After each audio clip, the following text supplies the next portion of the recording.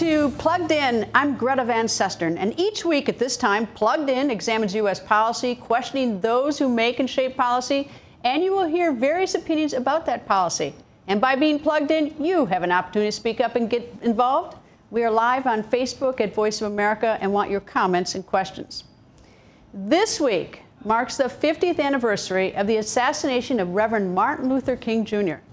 Dr. King marched and mobilized millions to champion civil rights in America, and he did so with a philosophy and a commitment to nonviolence. Dr. King helped steer the United States towards passage of two major civil rights laws in the 20th century, the Civil Rights Act of 1964 and the Voting Rights Act of 1965. VOA's Arash Arabasadi looks back at this very influential leader of the American civil rights movement. April 9th, 1968. The final march of the Reverend Martin Luther King, Jr. Just a few days earlier, on the 4th of April, James Earl Ray, the man later convicted of the shooting, assassinated King on the balcony of the Lorraine Motel in Memphis, Tennessee. More than 100,000 people lined the streets of Atlanta, the place of King's birth, as two mules pulled a simple farm wagon carrying his body. King's funeral drew famous faces of the era, including Senator Robert Kennedy, future U.S. President Richard Nixon, and fellow civil rights activist the Reverend Jesse Jackson. Jackson spoke with VOA in August 2011 during the dedication of King's Memorial in Washington. He's really as a symbol of power and justice and peace and reconciliation. But we had to win some mighty battles to get the reconciliation. I mean, the Battle of Montgomery involved confrontation and endurance, 381-day struggle. Your order to disperse that march will not continue. The battles of Alabama were for the voting rights denied blacks in many parts of the American South. It was followed by more police violence against civilians in the city of Selma in what came to be known as Bloody Sunday. Congressman John Lewis was one of the leaders of the student protests. They came toward us, beating us with nightsticks, tramping us with horses, releasing the tear gas. I was hit in the head by a state trooper with a nightstick. I had a concussion at the bridge. Can we have somebody take somebody to a doctor? I thought I was going to die. I thought I saw death. The televised violence sparked a national outcry. We must let the world know that it is necessary to protest this threefold evil. The problem of the denial of the right to vote to police brutality. A few days later, a court order gave King permission to lead tens of thousands of demonstrators to march from Selma to Alabama's capital, Montgomery. Martin Luther King Jr. came by to visit me in my hospital room and said, "John, don't worry, we will make it from Selma to Montgomery, and the Voting Rights Act will be passed." A year after U.S. President Lyndon Johnson signed the Civil Rights Act into law, King's strategy of peaceful protest led to the signing of the Voting Rights Act of 1965. When he believed in the legal process, he thought litigation alone was too slow. You needed litigation, demonstration, and legislation. He believed in mass action to transform the masses marching and to change the culture that drove us for the need to march. The most famous was the 1963 March on Washington. I have a dream that one day this nation will rise up. An estimated 250,000 people gathered at the National Mall to hear King's iconic speech. It was a dream of freedom and equality in a country that was built on the backs of the enslaved. New York Times reporter Earl Caldwell was sent to Memphis to shadow King. What was on King's mind and what he wanted to talk to me about was what he called the Poor People's Campaign. He said that he was going to gather poor people from all around the country, bring them to Washington, and he was going to stop the business of the government of the United States until it dealt with the issue of poverty, particularly as it pertained to black people. Passage of the Civil Rights Act forced legal change in the 1960s, but activists say real change is often slow. We are a different and a better nation today in the sense that the barbaric laws and uncivil laws of racial apartheid have ended. So that the social gaps have closed, but the economic gaps, we're free but less equal.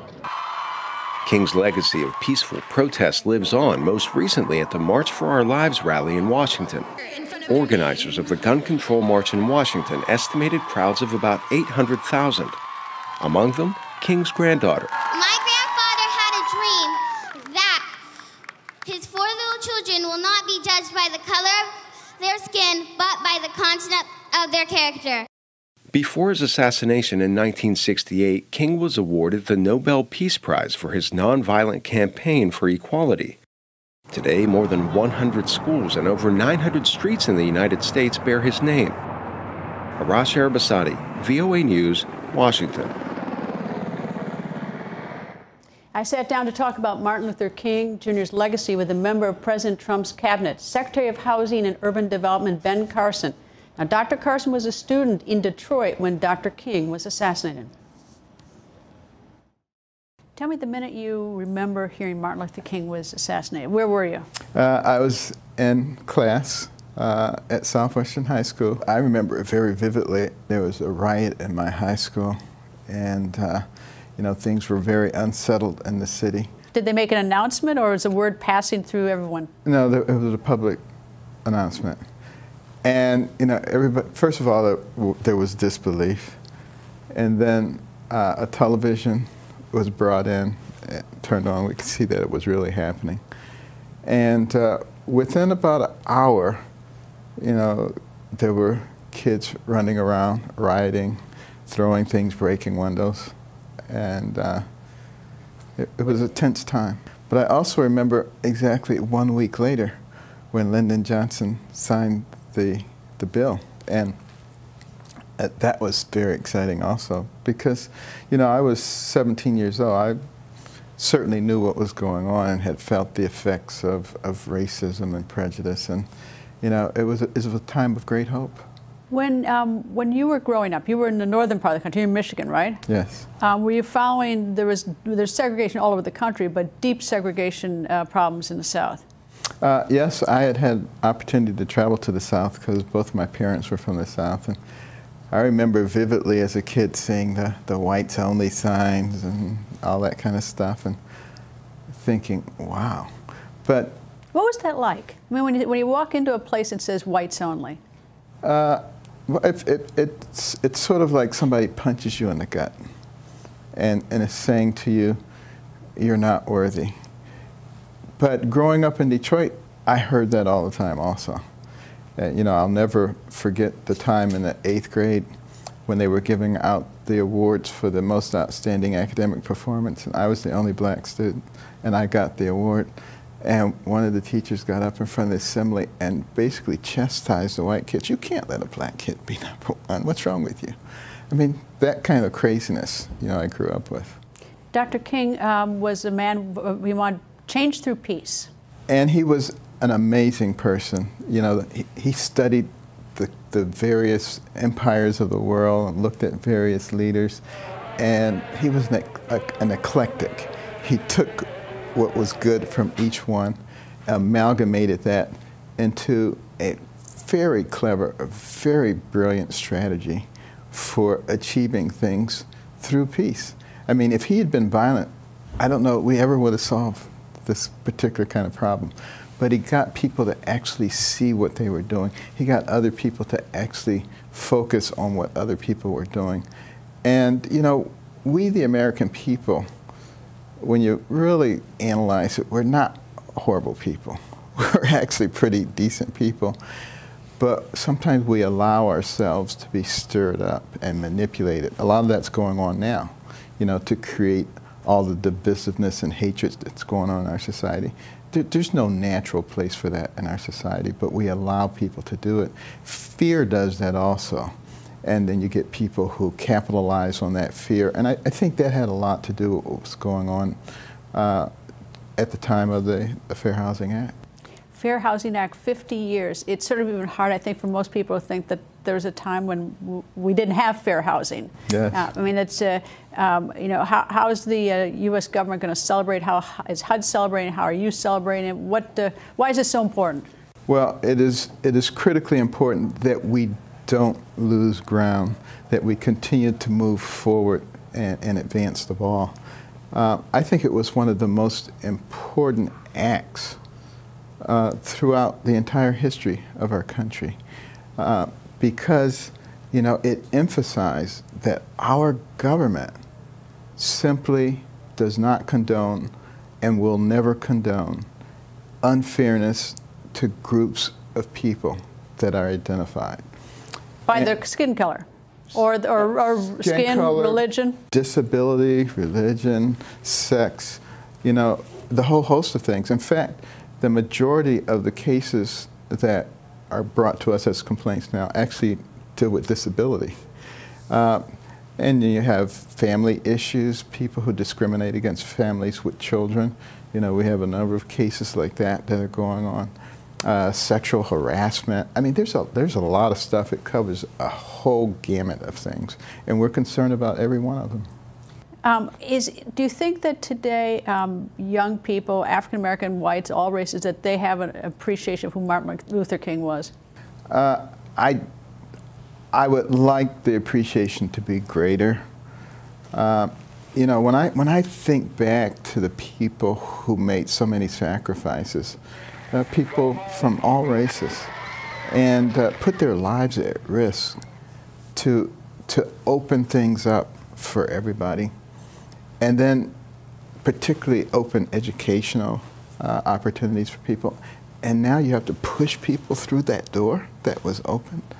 And I don't think they really sometimes appreciate the sacrifices that were made for them. And it was astonishing what people went through. I remember as a 9-year-old looking at the television of what was going on in the South with the dogs and the fire hoses, and just thinking, you know, how can this be going on as a 9-year-old? Does it still happen today? Obviously not in that way, but is there racism today? Unfortunately, there is. It's all over the place, but I think the place where it probably disturbs me personally the most is the group of people who think that if you're black, you have to think a certain way. And if you don't think that way, you know, you're this, you're that, you're a horrible person. They don't recognize that that's racism. What do you think he would think about today if he were living today? I think he would be disappointed that there's a lot of identity politics going on. You know, he was saying, I long for the day when people are judged by the content of their character rather than by their external appearance. And yet, what do we have today? This group versus this group, and you know, everything is identity politics, and some people try to capitalize on that. And you know, as a neurosurgeon, you know, I find that particularly distasteful, only because I've operated on people from every place in the world. And you know, when I take off that bone flap and open the dura, their brain is what makes them who they are. I can't tell by looking at their brain which demographic they're from. The human brain, that's really what makes you who you are. Do you, I imagine you've seen the speech that Martin Luther King gave at the Lincoln Memorial, the I Have a Dream, and you talked about not to judge people by the color of their skin, but by the content of their character. It's an incredible speech, isn't it? It was it was inspired. Still is. As were so many of his speeches, and what he said, and what he meant to this country, and what he meant to the world. I am just delighted that we continue to celebrate his life, and this act, which really occurred because, I hate to say, but because of his assassination. There have been attempts to get the Fair Housing Bill through, and it kept sputtering, it wouldn't go through, but the emotion in the Capitol that was associated with his assassination drove it through relatively quickly. You know, it's hard looking back at those times to think that we had to come to the point where people had to march on Washington. I mean, we still have marches on Washington, but you know, Martin Luther King though seems so different than everybody else. Well, I tell you, we could use him today.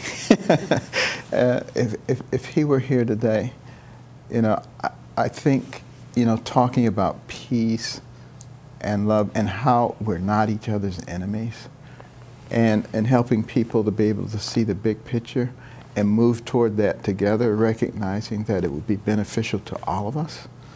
I think he could bring that kind of message. Now, that famous speech that Dr. Carson and I discussed was delivered in 1963 at the Lincoln Memorial to a crowd of more than 250,000 people. And that speech was part of the March on Washington for Jobs and Freedom and was instrumental in convincing Congress to pass the Civil Rights Act of 1964. I have a dream. My 4 little children will one day live in a nation where they will not be judged by the color of their skin, but by the content of their character. Joining me here in the studio, Donna Brazile is a political strategist and former chair of the Democratic National Committee. She was the first African-American woman to direct a major presidential campaign as campaign manager for Vice President Al Gore in 2000. She was instrumental in making Martin Luther King Jr.'s birthday a national holiday here in the United States. And she is the author of the New York Times bestseller, Hacks, the inside story of the break-ins and breakdowns that put Donald Trump in the White House. Nice to see you, Donna. It's great to be here. Thank you. And we should probably talk about you and I are good friends and old friends. Absolutely. Thank you. When you hear that speech, even now, it sends chills up my spine. I mean, that speech that Dr. Martin Luther King gave in 1963, and we're still talking about it. Dr. King had a dream. He was a visionary. He understood the moment, and he wanted to seize it. His dream encompassed so much more than just the American dream. It was the belief that one day our country could live up to his ideals, a dream that we could be treated as equal citizens, and a dream that our children would be able to go off into the future without being hampered by racism, income inequality, and all of the other evils of that moment. Well, yeah, it's sort of shocking to me that any nation, our nation, I think, we'd actually have to pass laws to tell people to be equal to each other. I mean, that's shocking me, whether it's Civil Rights Act or fair housing. I mean that we've gotten to the point where we have to pass laws to tell people to do that. Well, think about the Voting Rights Act of 1965. That was a major step in the right direction. Here we are, a democratic society, and a large portion of the American people were unable to cast their ballots for their representatives. I mean, it's absolutely shocking. And we're still having some of these major discussions and fights today, whether it's on mass incarceration, whether you look at the death penalty and how it's unequally applied to people of color, and of course, income inequality. Education, people believe that we're going backwards in terms of public education in our society. Is that a question of race? I mean, you know, like, let's take education. Is that a racial issue? I think so, and here's why. There are some school districts that get what I believe adequate resources, and there are others that simply don't get adequate resources, whether it's lack of professionals to come into the school, resources for books and other materials. So I still believe we have work to do. Dr. King would have been proud of all of our achievements. He would have saluted Thurgood Marshall being on the Supreme Court, Barack Obama being elected president, Jesse Jackson's historic run in 1984. But Dr. King would still be telling us that we have to fight poverty and injustice in American society. And he would also call attention to war, not just between the United States and other nations, but Dr. King would call for an end of violence throughout the United States and all over the world. All right, take me back 50 years ago. You were a young girl in New Orleans, which is in the southern part of this country, and where there's an awful lot of discrimination there. There was a lot of places in the country, but the South in particular. Do you remember hearing that did you know who Dr. Martin Luther King was? Because you were a kid. I was a kid. I was 8 years old. But I grew up knowing Dr. King. I grew up knowing John F. Kennedy, although I was a little girl.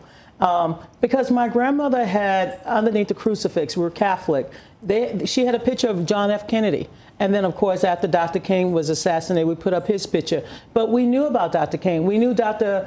King was involved in the Civil Rights Movement. We knew about the Southern Christian Leadership Conference, the NAACP.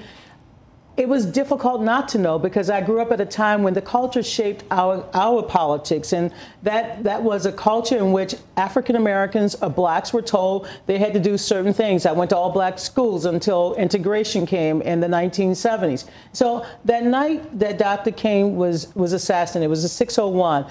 We got home from school, took off our good clothes. My grandmother called us in, and she told us to pray. And we kept saying, why? And she said, someone shot Dr. King.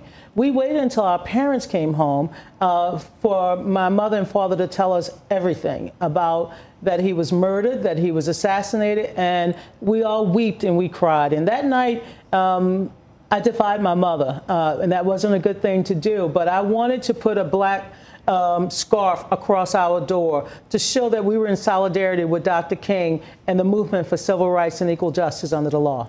It must have meant particular much to your parents. They were older, and this was sort of this was thought that he was going to sort of open the door for African Americans. I just remember that it was a sad moment. You know, I'll never forget that my grandmother, when she made us pray, she said we had to pray for Dr. King and his family, but we also had to pray for the person who shot Dr. King.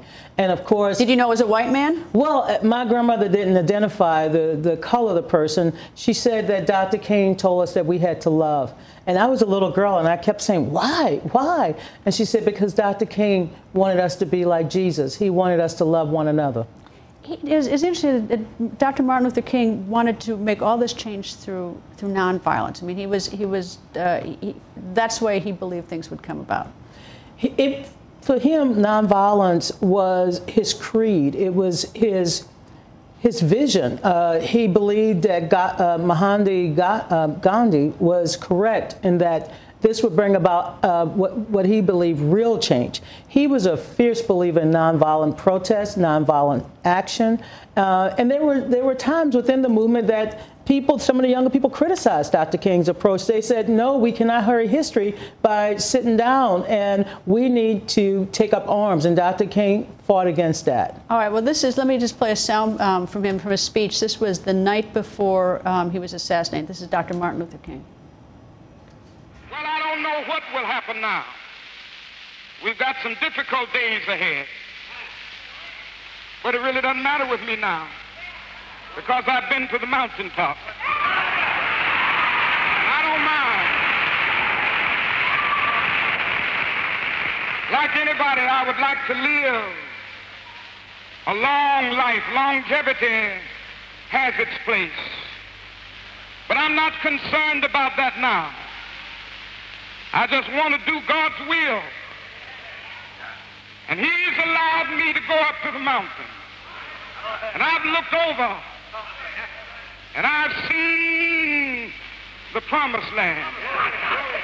I may not get there with you, but I want you to know tonight that we as a people will get to the promised land.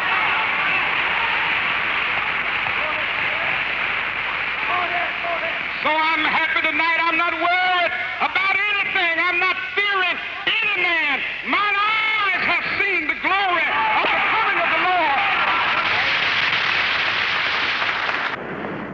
And that was the night before he died, only 39 years old.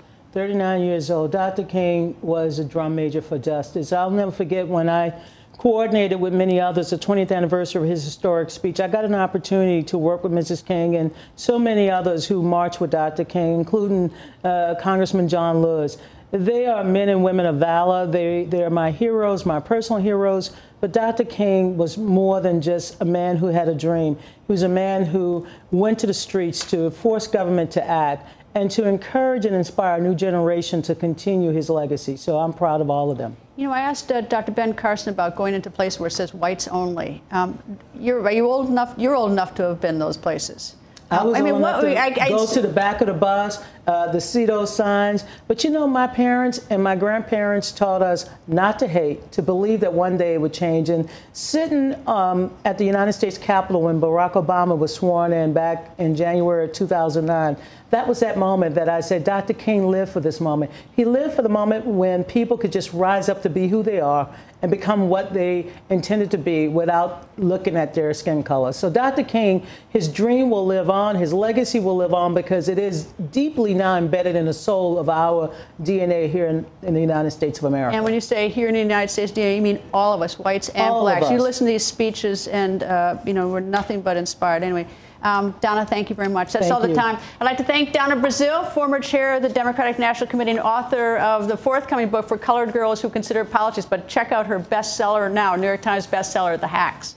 And as we celebrate the life of Martin Luther King, I thought we should remember the words of Bobby Kennedy the night of the King assassination.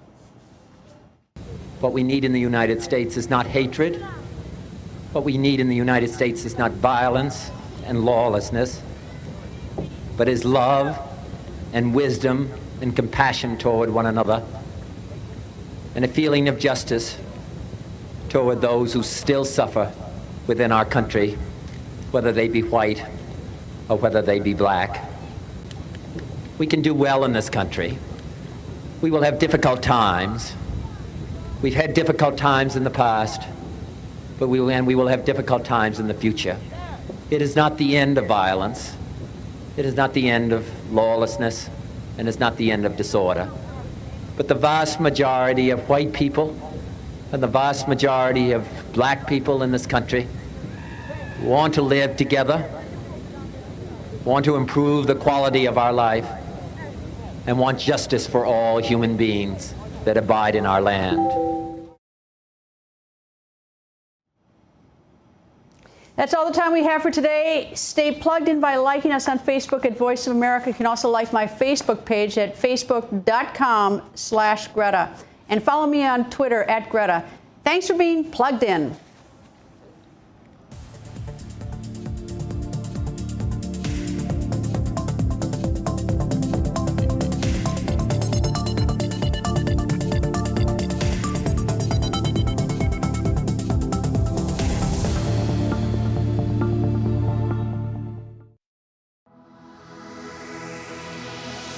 I'm Jim Malone, and I work the political beat.